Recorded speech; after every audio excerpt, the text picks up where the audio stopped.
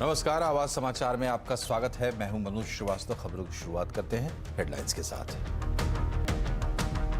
शराब स्कैम में सिसोदिया को राहत नहीं, कोर्ट ने 7 दिन की ईडी रिमांड में भेजा। इधर लालू के करीबियों पर भी ईडी के छापे।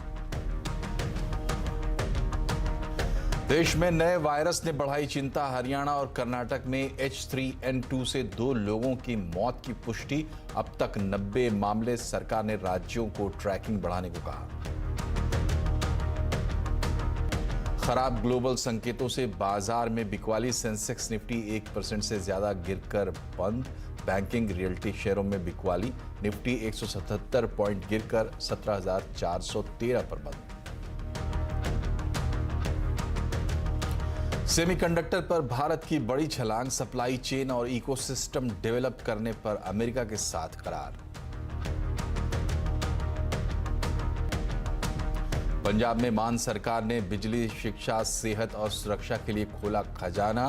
सीएम मान बोले, आम लोगों का है budget.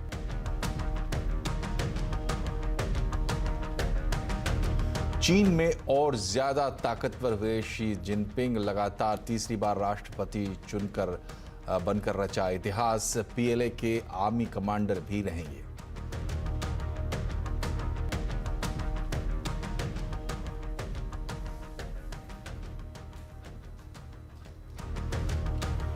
Delhi liquor policy scam में मनीष सिसोदिया को राहत नहीं मिली है। अब एक्साइज घोटाले मामले में राउज एवेन्यू कोर्ट ने मनीष सिसोदिया को 7 दिन की ईडी कस्टडी में भेज दिया है। कोर्ट में ईडी ने दावा किया कि घोटाले में 292 करोड़ रुपए का हेरफेर हुआ है।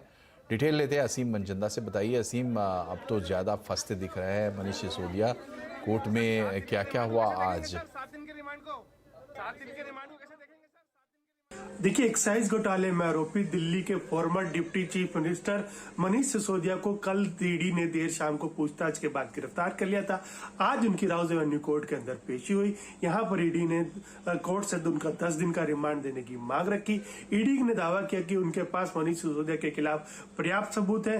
ईडी को पूरे मामले में 292 करोड़ रुपए के हेरफेर का पता चला है। ईडी इस मनी ट्रेल की पूरी जांच कर रही है। इतना ही नहीं, कई लोगों को सम्मन ईडी ने किया है। उनको बुला करके उनके सामने बिठा करके इनसे पूछताछ की जाएगी।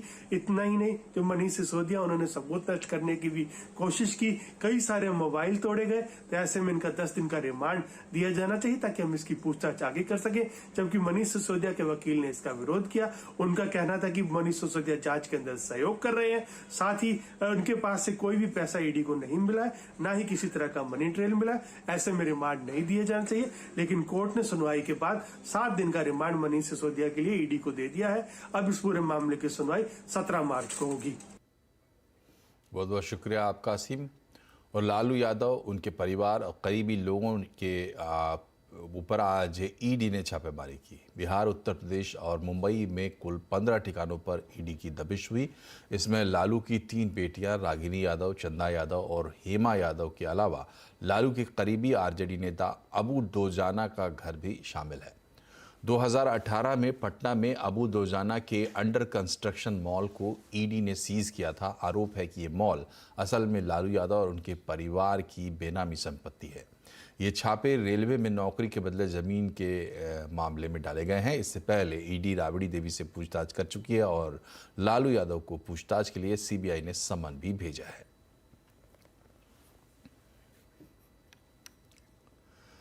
देश में वायरस का एक नया आतंक देखने को मिल रहा। आज H3N2 वायरस से देश में 2 लोगों की मौत की पुष्टि हुई है। ये मौतें हरियाणा और कर्नाटक में हुई है।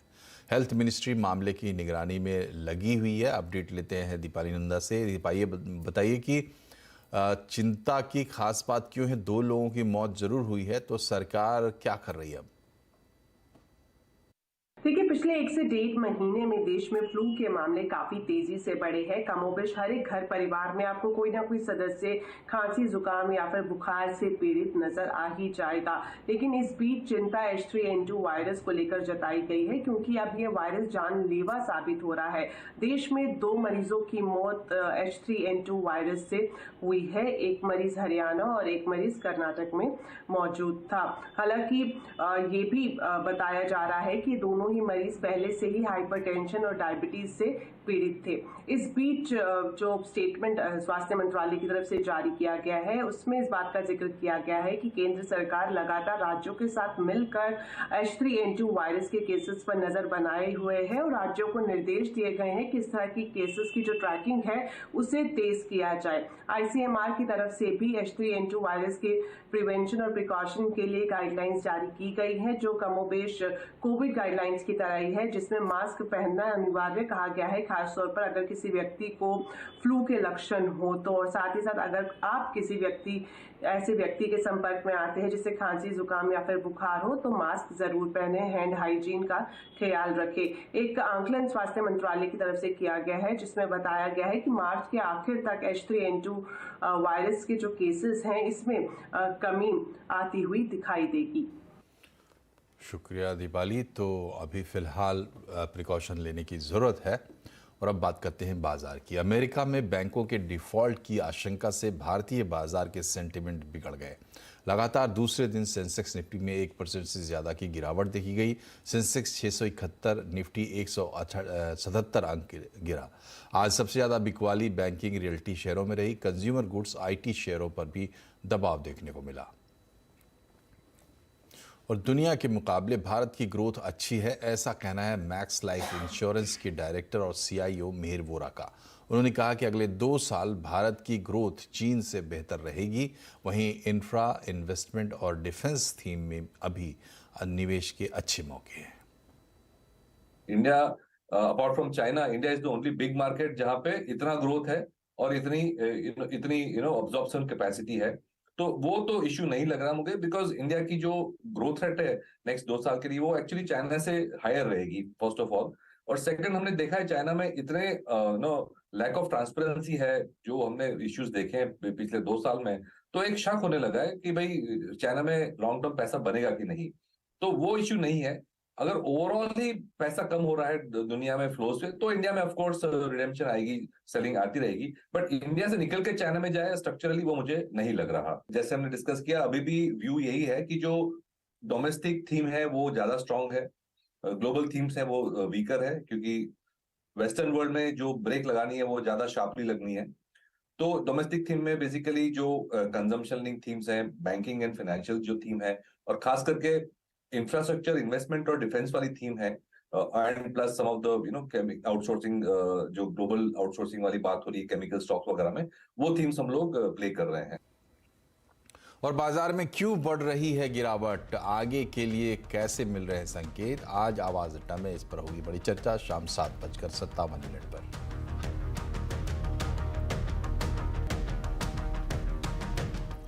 भारत और अमेरिका के बीच आज एक ऐतिहासिक समझौता हुआ है। सेमीकंडक्टर का उत्पादन बढ़ाने के लिए दोनों देशों ने करार किया है। इस दौरान दोनों देशों के बीच ट्रैवल और टूरिज्म बढ़ाने पर भी सहमति बनी। वहीं अमेरिकी वाणिज्य मंत्री जीना रामोंडो ने कहा कि भारत में सेमीकंडक्टर क्षेत्र में अपार संभावनाएं हैं। An opportunity for us to expand our economic relationship, reaffirm our role as trusted partners, creating jobs in both of our countries, and establishing more resilient and secure supply chains. India's desire to expand manufacturing, advanced manufacturing, and its presence in the supply chain is totally aligned with the United States' desire and goal to make our supply chain more resilient. Bharat और Australia के बीच आज रक्षा, energy और व्यापार समेत कई समझौतों पर सहमति बनी। प्रधानमंत्री नरेंद्र मोदी और ऑस्ट्रेलिया के प्रधानमंत्री एंथनी एल्बनीज़े ने कई समझौतों पर हस्ताक्षर भी किए। खेल के क्षेत्र में समझौता, दोनों देशों के बीच ऑडियो विजुअल प्रोडक्शन और सोलर टास्क फोर्स, अटल इनोवेशन मिशन जैसे अहम समझौते इनमें शामिल हैं। इसके बाद दोनों नेताओं ने साझा बयान भी जारी किया। पीएम मोदी ने इस दौरान कहा कि दोनों देशों के संबंध बेहद ही सहज और सहयोगपूर्ण हैं। हालांकि इस दौरान पीएम मोदी ने ऑस्ट्रेलिया में मंदिरों पर हमले की बात भी रखी और कहा कि मुझे प्रधानमंत्री एल्बनीज़े ने भरोसा दिया है कि भारतीय समुदाय की सेफ्टी उनकी प्राथमिकता है। यह खेद का विषय है कि पिछले कुछ सप्ताहों से ऑस्ट्रेलिया में मंदिरों पर हमलों की खबरें नियमित रूप से आ रही है। स्वाभाविक है कि ऐसे समाचार भारत में सभी लोगों को चिंतित करते हैं, हमारे मन को व्यथित करते हैं। हमारी इन भावनाओं और चिंताओं को मैंने प्रधानमंत्री एल्बेनीजी के समक्ष रखा और उन्होंने मुझे आश्वस्त किया है कि भारतीय समुदाय की सेफ्टी उनके लिए विशेष प्राथमिकता है। और अभी एक छोटा सा ब्रेक, लेकिन खबरें अभी और भी हैं, बने रहिए हमारे साथ।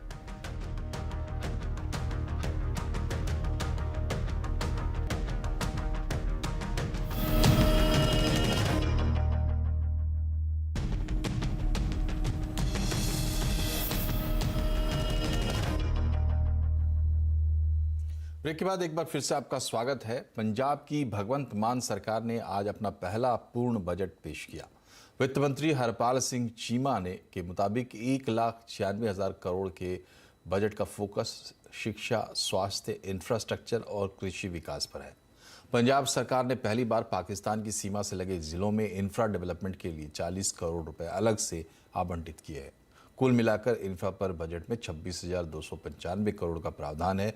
कृषि और कृषि से संबंधित क्षेत्र के लिए 13,888 करोड़ और शिक्षा पर 17,072 करोड़ रुपए आवंटित किए गए हैं। इस बजट में 117 आम आदमी क्लिनिक बनाने का भी प्रावधान है। लगातार तीसरी बार शी जिनपिंग चीन के राष्ट्रपति बन गए हैं। चीन की संसद नेशनल पीपल्स कांग्रेस ने शी जिनपिंग को राष्ट्रपति बनाने पर मुहर लगा दी है। ये राष्ट्रपति के तौर पर शी जिनपिंग का तीसरा कार्यकाल है। इसके साथ ही उन्होंने चीन के दिग्गज नेता रहे माओ त्से तुंग की बराबरी कर ली है। अब शी जिनपिंग अपने प्रधानमंत्री और दूसरे मंत्रियों की नियुक्ति पर फैसला लेंगे। शी जिनपिंग साल 2013 में पहली बार देश के राष्ट्रपति बने थे और तब से लगातार राष्ट्रपति हैं। वो सबसे ज्यादा समय तक चीन में राज करने वाले राष्ट्रपति भी बन गए हैं।